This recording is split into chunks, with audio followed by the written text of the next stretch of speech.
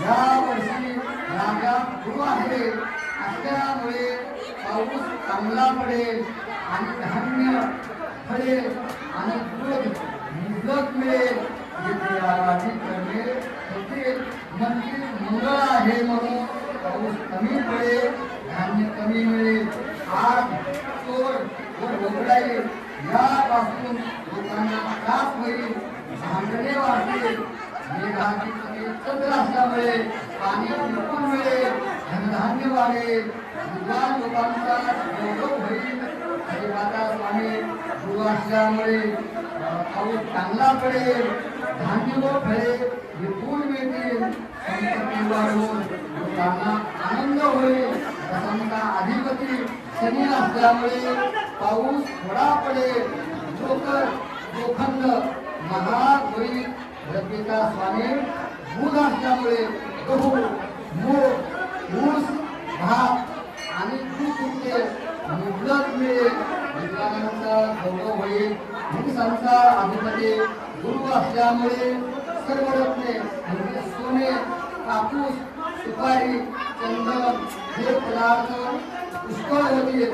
आर्द्रा प्रवेश मृग ज्येष्ठ शुक्ल अष्टमी सोमवारी 22 जून 2026 रोजी दुपारी 12:26 सूर्य आर्द्रा नक्षत्रामध्ये प्रवेश करतो.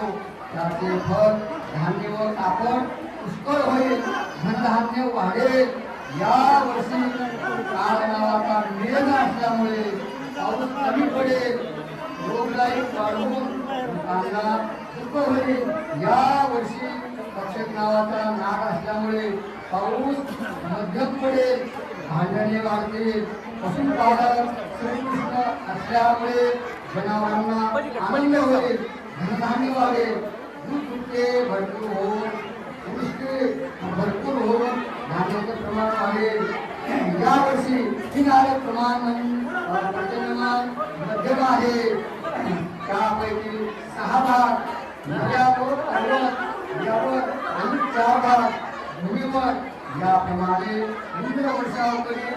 तुमच्या श्रवणामुळे लक्ष्मीचा होते. वाराच्या श्रवणामुळे सर्वांच्या श्रवणामुळे नित्य गंगा स्नानाचे फल मिळते. हे शुभकारक संवत्सराचा म्हणजे गुढीपाडव्याचा भक्तीने श्रवण करते ते वर्षभर सुखीला राहतील. श्री